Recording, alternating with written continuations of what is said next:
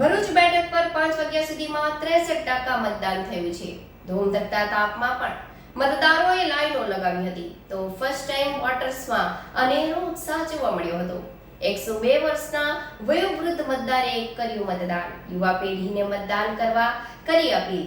India ગઠબંધનના ઉમેદવાર ચૈતર વસાવાએ ડેડિયાપાડા ખાતે તો ભરૂચ સહિત વિવિધ વિધાનસભા બેઠકના ધારાસભ્યોએ પોતાના મતદાન બૂથ પર મતદાન કર્યું હતું। ભરૂચ લોકસભાની બેઠકની ચૂંટણીઓનું મતદાન આજે 7મી મેના સવારે 7 વાગ્યાથી શરૂ થઈ ગયું છે। મતદારોએ વહેલી સવારથી જ લોકોને મતદાન મથકમાં લાઈનો લગાવી છે, ત્યારે મતદારોમાં અનેરો ઉત્સાહ જોવા મળી રહ્યો છે। ભરૂચના લોકસભા બેઠકમાં સમાવિષ્ટ 7 વિધાનસભા બેઠક ભરૂચ, વાગરા, અંકલેશ્વર, જંબુસર, ઝઘડિયા, દેડિયાપાડા અને કરજણ મળીને કુલ 17,23,353 મતદારોએ પોતાના મતનો ઉપયોગ કરી આ લોકશાહીના પર્વમાં સહભાગી થવાના છે, જેમાં 8,77,402 પુરુષ મતદાર, 8,45,868 મહિલા મતદાર, ત્રીજી જાતિના 83 મતદારો નોંધાયા છે।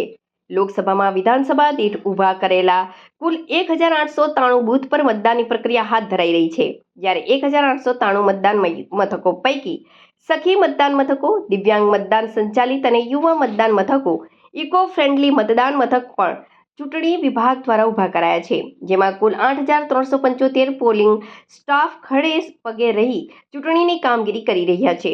ચૈતર વસાવાએ ડેડિયાપાડા ખાતે પોતાના ગામ ખાતે મતદાન કરી વિજય વિશ્વાસ વ્યક્ત કરતા મતદાન કરવા મતદાતાને અપીલ કરી હતી। કેટલી ઉંમર? 101 વર્ષ। આજે શું કરવા તમે આવ્યા છો? હું આટલી 101 વર્ષ પર મતદાન કરવા આવ્યો છું।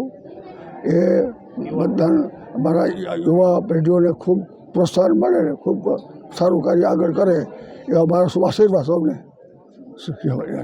મેં મારો વોટ રાષ્ટ્રહિતમાં, દેશહિતમાં મતદાન કર્યું છે।